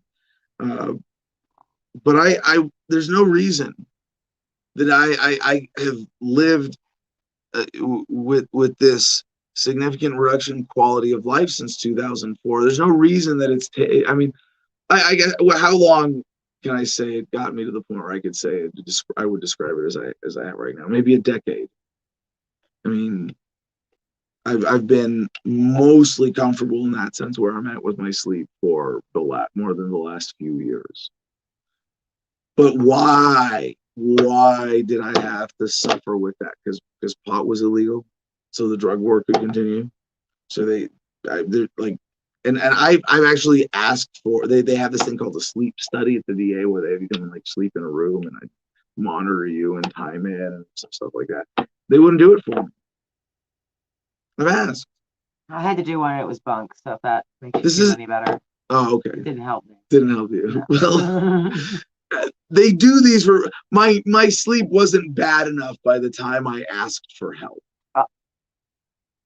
Yeah, that was it. Whoops. Yeah, no, you're okay, Adam. That's what they told me. Like, no, these sleep studies, we don't have enough. And I'm like, I didn't push it because their answer was, we do this, we offer this, but we don't have enough for everybody who wants it, and you're not in our more severe cases. And I'm like, yes, that is very fucked up. But yes, I will, if assuming that is mostly true, I'm not going to ask again. But we are organizing Home for Battle Buddies then in order to make sure that every veteran who wants to do a week-long retreat and get stoned in the woods with us here in Gardenia and get help from a sleep coach if that's what they need, will have the opportunity to do that. All right. We have one segment before we get to our grab bag headlines that we are really going to skim through today because we are behind. But we have a little bear segment. Ready for this bear segment? Coloradoan. That's what they're called? .com. Man seriously injured in bear attack outside Steamboat Springs. Oh. Sunday night, a bear attacked him at his home garage, according to Colorado Parks and Wildlife. 11 p.m., he noticed his garage door open, went to close the door, found a sow and 2 cubs. When he tried to back away, the sow attacked him. He had severe lacerations to head and legs, underwent surgery, but the injuries are not believed to be life-threatening. So a mild mauling. Apparently, he had birdseed and other attractants in his garage. Whoop-de-doo, people still praying to fake gods during a pandemic. No, that, ooh, new leader. That if Whoop-de-doo hasn't won yet, Whoop-de-doo on YouTube, thank you, Pete. I would tweak it a little bit because it's gonna be during the pandemic question. Going to church or listening, going to church, listening to government officials. Singing? People are still worshiping false gods during a pandemic. Yes, but I see the deeper point there. Good one. All right, next up in our bear segment from CBS 2 KCAL 9 Los Angeles, pushing apex predator man, teenage girl bites off bear to rescue dogs. Everything about in Bradbury, yes. Excuse me. This Memorial Day will be hard to forget for one teenager who fought off a bear to protect her dogs in Bradbury. Video of the encounter was posted by the girl's cousin. Can we get this up? Sitlali Morinico to Instagram. The video starts with a mother bear and 2 cubs casually walking from under a tree along the top of a block wall before several dogs run up barking. A large black dog fearlessly confronts the mother bear, who swats back 3 times as her cubs scramble away. 3 smaller dogs continue to bark at the bear, and one nearly gets caught by one of the bear's paws. That's when the 17-year-old Haley Morinico runs up and pushes the bear. She falls to her knees from the effort, but also causes the bear to lose its balance from the top of the wall. Jim, do we have this? The video's great. And she's such like this unassuming looking little girl, too. You have to watch her. I'm assuming we don't have it. Jim?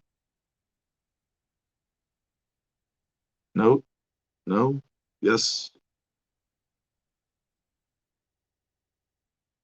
Girl. So I don't see the video of it. I see a video of some girl talking in front of her camera. I don't see a video of any bear. Okay. When we get the actual video footage, maybe we'll bring that back for Good News Friday. All right.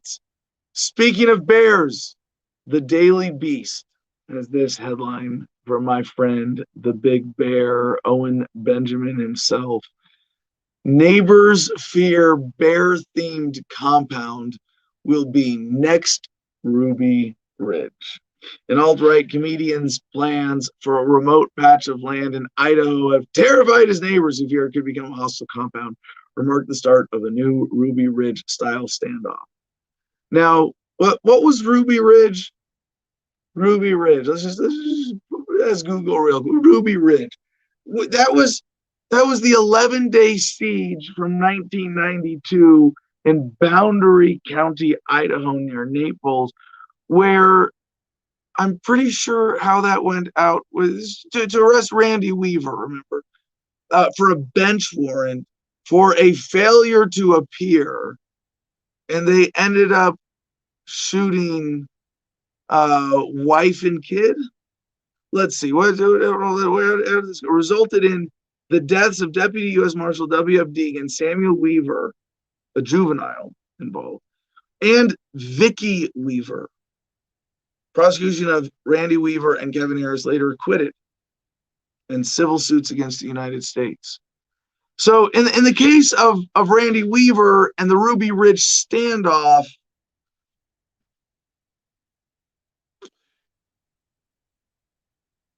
if you're not going to blame government, you're saying that the big threat to civilized society is a guy living in the boonies in Idaho refusing to appear for court.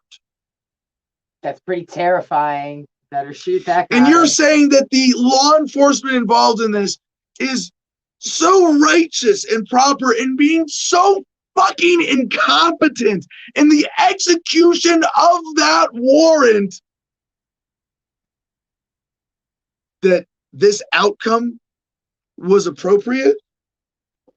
And that you should blame Owen Benjamin for doing whatever the fuck he wants on his land in Idaho instead of the United States Marshal Service. You're afraid of another Ruby Ridge. And you're such a pathetic bootlicking sycophant that you are protesting Owen Benjamin instead of the government agencies responsible for the Ruby Ridge style standoff. I have to imagine that this is a setup. That somebody in government doesn't like Owen Benjamin and therefore planted these flyers allegedly from neighbors. We'll get to this in the story. I'm so upset about this. I'm falling out of my chair. Because you know what? Because I love Owen. I've interviewed him. We're not great friends, but he's a friend, casual friend. You know, I love him, respect him, respect his work. Occasionally in the Producers Club, people share some of his content, and I take it as good food for thought. Apparently, we need to interview him again. An alt-right comedian's plans for a remote patch of land in Idaho have terrified his neighbors who fear it could become a hostile compound or mark the start of a new Ruby Ridge style standoff. Really? Fucking really? People who live in the boonies in Idaho are afraid of Owen Benjamin moving to the boonies in Idaho? I don't fucking think so. This is a completely contrived story one way or another. Comedian Owen Benjamin once had a moderately successful Hollywood career, landing roles in movies and TV shows and briefly becoming engaged to actress Christina Ricci. Well, as far as I can tell, he dodged several bullets. After moving to the right, he appeared on podcasts hosted by Joe Rogan, Stephen Crowder, and Ben Shapiro's Daily Wire.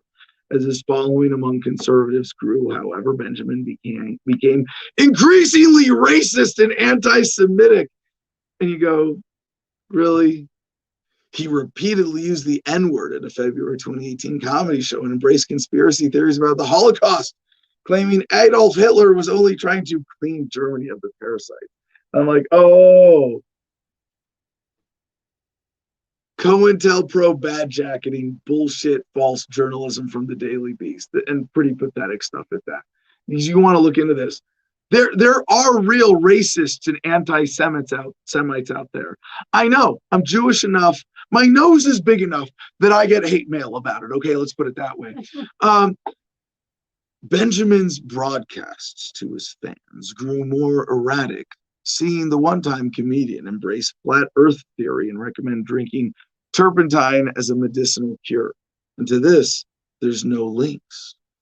There's no sources cited. And I went back now about using the N-word. I have, and I've done it once.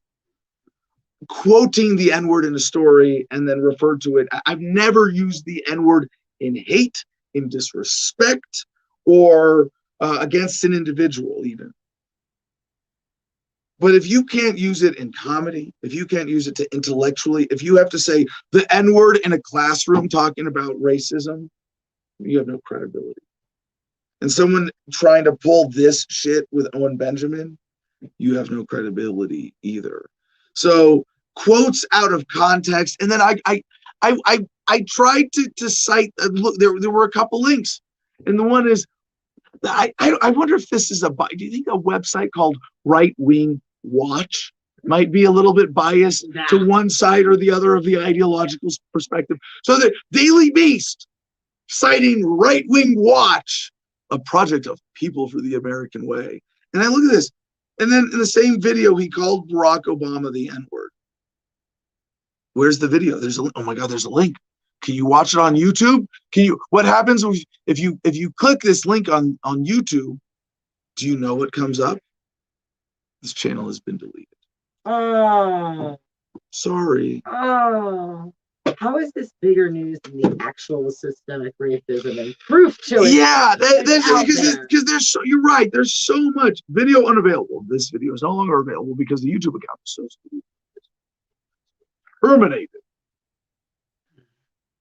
This leads to the whole other social media censorship of racism. Like if your neighbor posts something racist and someone they went to third grade with sees it at first and flags it, you might not ever get to know that you have a racist neighbor. They are like the system as it is today is engineered to sweep real racism under the rug, ignore the real problems of systemic racism empowered by a system that uses it. That the system's not racist. The system is elitist. They use racism to keep us divided, to distract us, but they don't care, right? They don't care about it as a genuine social problem. Obviously, it is a tool for them to keep exploiting people. And yet somehow, Owen Benjamin, and he's pretty libertarian, actually. He's genuinely, I don't think he's quite libertarian. I think he's sort of libertarian leaning conservative more than true libertarian, but whatever. He's probably a lot more libertarian. We had this conversation last. But like him doing his thing, having fun with his bear-themed compound in the woods in Idaho, really like, and there's this whole other sector of addressing racism, of using it for just partisan bullshit, and that's clearly what this is. What's worse is that he is really more of a libertarian than a Republican or any kind of conservative mainstream, and so they're slandering him this way for obvious reasons, to slander anybody that challenges this leftist, statist, authoritarian ideology. So, but being on the internet's fringes can be, and by the way, sorry, back to the linked story to Right Wing Watch about Owen Benjamin. The title is Owen Benjamin, another red pill overdose victim.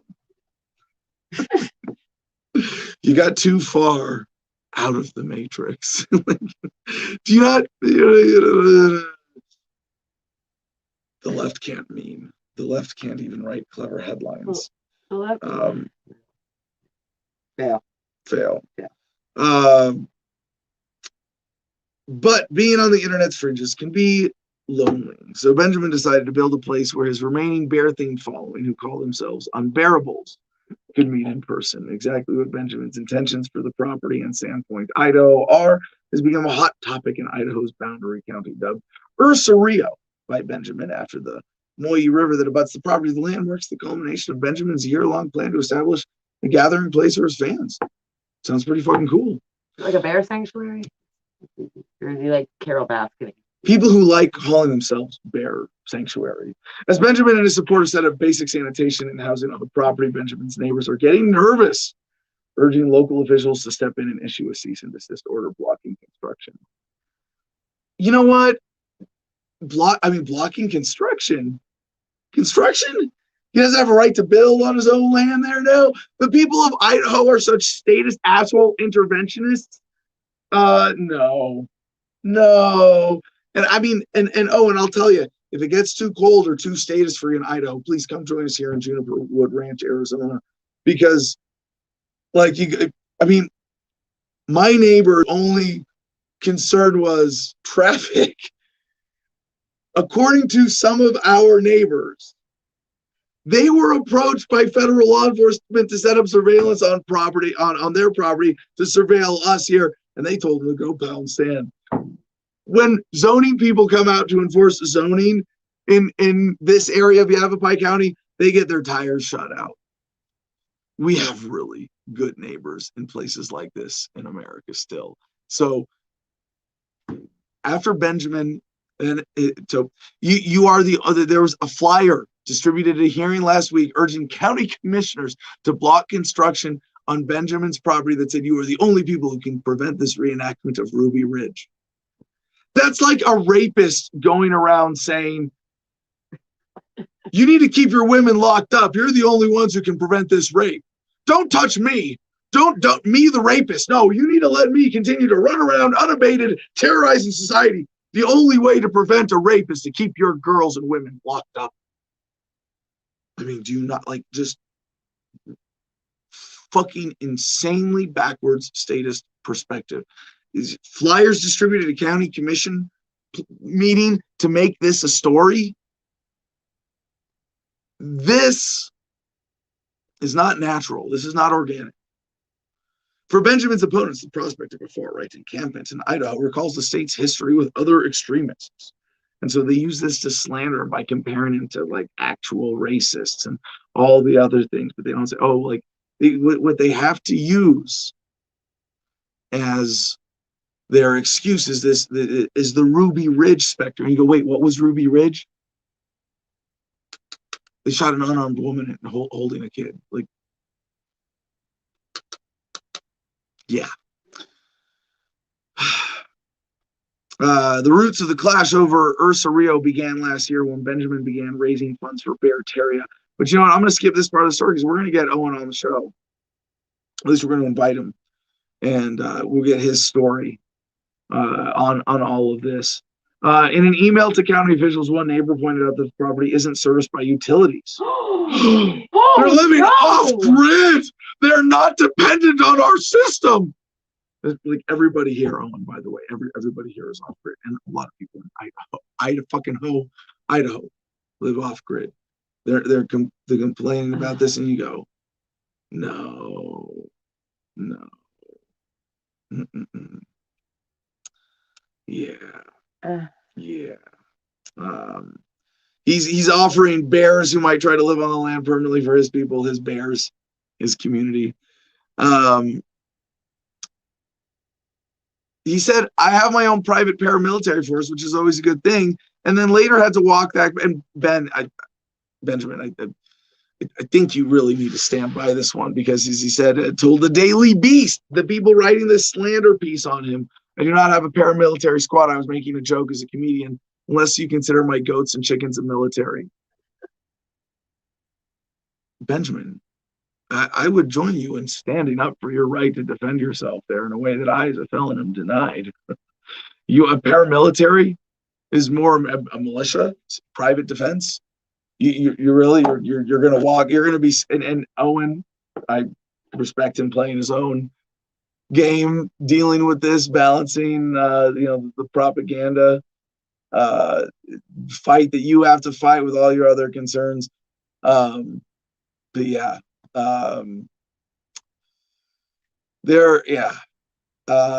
So Owen Benjamin, I hope you can come on the show again. I wish you nothing but success in this.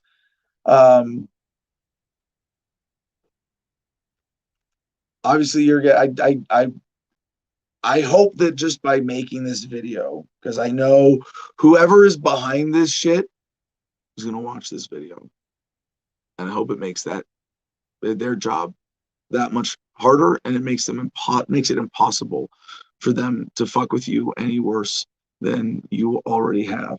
All right, speaking of bears, we have the video from that last story from the Daily Mail on our next link.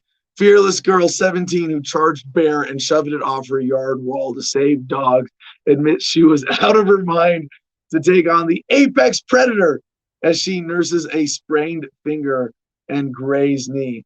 You have that one, Jim? Pretty badass. It's right there on the top of the page. Yes, there's the video.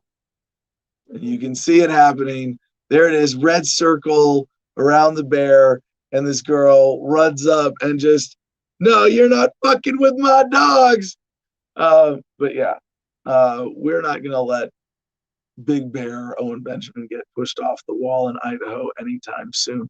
We got a really fun grab bag that is going to have to be saved for our Thursday catch up on headlines show. And Jim is like, God damn it, Adam, I pulled up all these links for nothing. That's right, Jim. Give us the producer notes to take. Actually, sorry. In order, Ant Rolston. Did anybody beat Whoop-de-Doo? Any other hot entrants in our comment contest today? No, I think we're gonna give it to Whoop-de-Doo on that one. I like that one too. That was a pretty good one. Still praying to fake gods during a pandemic. Well, depends on who your god is, I guess, huh? All right, thank you, Cam. Thank you, Whoop-de-Doo. If you're not one of our accounts already plugged in on Telegram with our Producers Club, send an email to jim@thefreedomline.com. And with that, Jim, give us the producer notes. What's going on? Yes, please email me there. I'll get you set up. If you're in the public Telegram channel, that's there at t.me/Adam versus the man. That's the link that you can get yourself involved and check out the 20 or 30 links that I pulled up for no reason whatsoever. You can check those out anyways and have fun with that. Patreon is where you can join our private Patreon, private producers club, where you get the backstage access every day. You can also get 15% off 15% off on all merchandise and free shipping. I don't know why I'm stuttering right now. Visit cigarfederation.com. You can use promo code Adam10, all caps there, to get 10% off your entire order. So cigarfederation.com is an awesome website. Instagram at the Garden of Freedom is the handle to be able to find out in pictures and videos everything that's going on with Adam up there in Gardenia. The Crypto6 is how you can, the crypto6.com is how you can help all the people that were raided at the Bitcoin church that I'm sure you've heard about. And gogreenenergyonline.com is the best website for do-it-yourselfers that want to learn more about going off grid or getting themselves self-sustained with solar and wind power. There you go. Awesome, Jim. Thank you so much. And thank you for helping me with that last segment. I think there was something about that Owen Benjamin story, not just as a friend or someone I know, but it really, that kind of scares me. And I have no regrets dedicating a chunk of today's show to voicing support, caution, and I hope calling attention to it and perspective to it in a way that makes it a lot less likely to end badly for him. So from goodnewsnetwork.org, good news in history, June 2nd, 125 years ago today, the Italian electrical engineer and inventor Marconi applied for the first ever patent for a system of wireless communication, credited as the inventor of radio, also winner of the 1909 Nobel Prize for Physics for contributions to the development of wireless telegraphy. That's what it used to be called, if you remember. On this day in 1800, the first smallpox vaccination in North America was administered in Newfoundland. I don't know. I feel like I need to know more about that before I can judge it, right? 1910, Charles Rolls, co-founder of Rolls-Royce, became the first man to make a non-stop double crossing of the English Channel by plane. Pretty cool feat. On this day in 1953, Queen Elizabeth II, crowned Queen of the UK, Canada, Australia, and New Zealand, in the first major international event to be televised. That was not good news. That was the continuation of the, say tyrannical monarchy. Yeah. Is the monarchy of the UK today tyrannical or just the profiteers of historical tyranny and authoritarian in maintaining that wealth. Hard to say, but you can definitely say that Queen Elizabeth the second being crowned in 1953 was not good news. Although internationally televised event, getting that capability, I'll see that good news in it. On this day, 1979, Pope John Paul II returned to his native Poland, the first pontiff to visit a communist country, cheered by millions as he fell on his knees at the airport and kissed the ground. Neutral, I guess. Dead Poet Society premiered on this day in 1989. Good cultural moment. Great movie. And on this day in 2004, Ken Jennings, 74-game winning streak on the TV game show Jeopardy began. And that's about it. Good show, everybody. Thank you so much. Peace and love, y'all. Choose happiness and be excellent to each other.